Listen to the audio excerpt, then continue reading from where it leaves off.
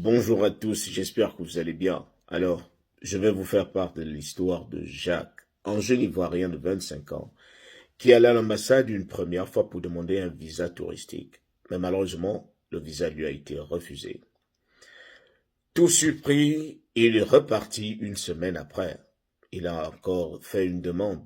Alors, à la deuxième interview, on lui dit encore, votre visa vous a été refusé. Tellement triste et étonné de voir il a tous les documents, il a un boulot, mais le visa lui a été refusé pour la deuxième fois. Alors, il décide de m'écrire en inbox pour me faire part de son histoire.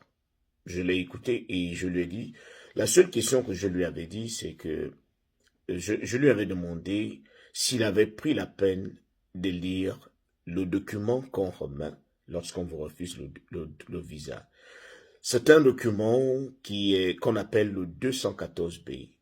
La section 214B est une sorte de loi qui stipule que lorsque vous venez passer votre interview et que celui qui vous a interviewé a trouvé que vous ne l'avez pas convaincu, il vous refuse le visa sous cette section.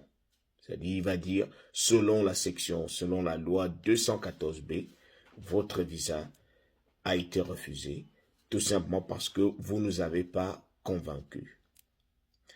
Alors, ce que Jacques n'avait pas compris au départ, c'est qu'à la toute première interview et au tout premier refus, il devait s'asseoir pour lire ce document.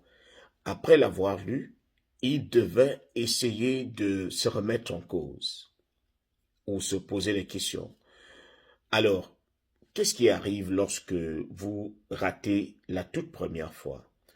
Lorsque vous ratez la toute première fois, il y a une raison. Il y a forcément quelque chose qui a fait en sorte que le visa vous soit refusé. Alors, si cette chose-là n'est pas améliorée, ne décidez pas de repartir pour la seconde interview. Parce que lorsque vous partez pour la seconde interview, sans pourtant réparer ce qui a fait en sorte que vous ratiez le visa la toute première fois, vous allez encore rater.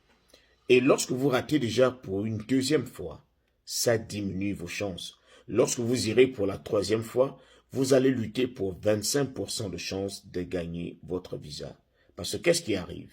Lorsque vous venez pour le visa touristique, celui qui va vous interviewer, il vérifie d'abord la toute première fois que vous êtes arrivé, quelle en était la cause. Qu'est-ce qui a fait en sorte qu'on refuse votre visa la toute première fois que vous êtes arrivé? Si vous êtes à votre deuxième ou troisième visite, il va encore regarder la même raison à la deuxième visite.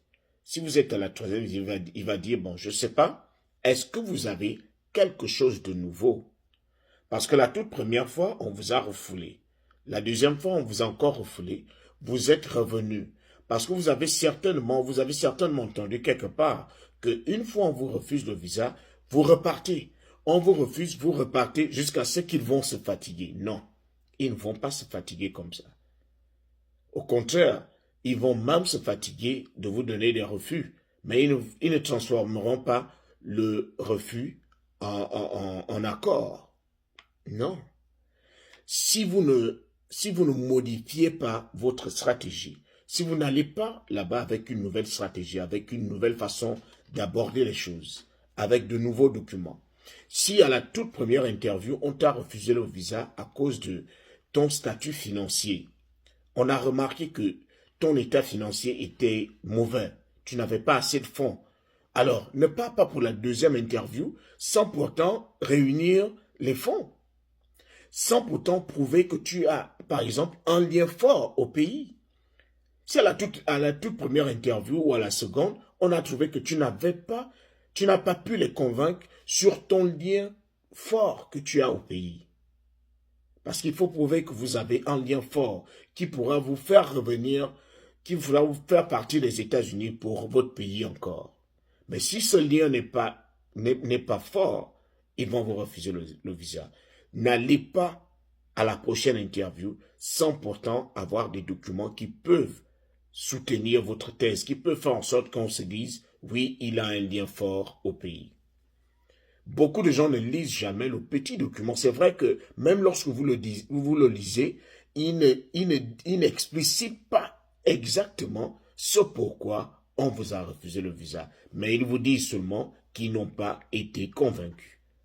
Mais essayez de revoir votre stratégie. Essayez de revoir la façon dont vous avez répondu aux questions. Revoyez vos différents documents. Il y a forcément quelque chose que vous devriez améliorer.